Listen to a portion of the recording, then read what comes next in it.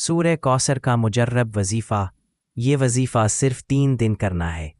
सिर्फ 3 दिनों के अंदर अंदर आपकी जो भी बड़ी से बड़ी हाजत होगी, जिस भी मकसद के लिए आप इस वजीफ़े को पढ़ोगे, आपका वो मकसद इंशाअल्लाह 3 दिनों के अंदर अंदर पूरा हो जाएगा।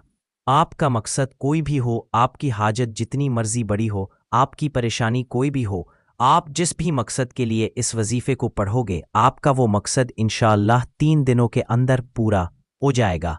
आपने ये वजीफ़ा जुमरात, जुम्मा, हफ्ता 3 दिन ये वजीफ़ा करना है।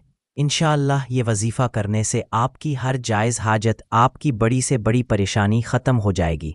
आप चाहे ये वजीफ़ा अपनी शादी के लिए कर रहे हैं, आपकी शादी नहीं हो रही इसके लिए कर रहे हैं, आपको इसमें भी कामयाबी मिलेगी। आप बेरोज़गार हैं, आपको कोई काम नहीं मिल रहा है, आप इसके लिए भी ये वजीफ़ा कर सकते हैं। आपके दुश्मन हैं, उनसे छुटकारा पाने के लिए भी आप ये वजीफ़ा कर सकते हैं।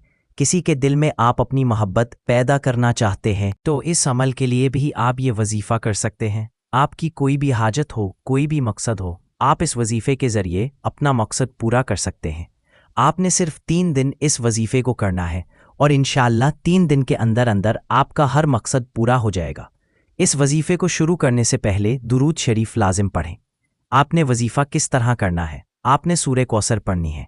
सूरह कौसर कुरान पाक की सबसे छोटी सूरत है। सूरह कौसर कुरान पाक के 30वें पारे में है। आपने जुमरात को ये वजीफ़ा करना है और हफ्ते को ख़त्म करना है। जुमरात के दिन आपने नमाज फजर के बाद अव्वल व आखिर 3 मरतबा दुरूद शरीफ के साथ 129 बार सूरह कौसर को पढ़ लें।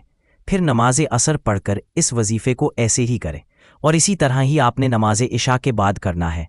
इसी तरह रूटीन से आप ये वजीफ़ा 3 दिन करेंगे। आपकी कोई भी हाजत है, कोई भी मकसद है, इसको जहन में रख के आपने ये वजीफ़ा करना है। वजीफ़ा करते वक्त पूरा ध्यान आपका वजीफ़े पर होना चाहिए। दिल में कोई भी वसवसा ना आए, पूरा ध्यान वजीफ़े पर रखकर आपने ये वजीफ़ा करना है। इंशाअल्लाह इस वजीफ़े को करने के बाद आपकी अल्लाह से मांगी गई हर दुआ कबूल होगी। आमीन। इजाज़त के लिए कमेंट में सुभान अल्लाह लिख दें।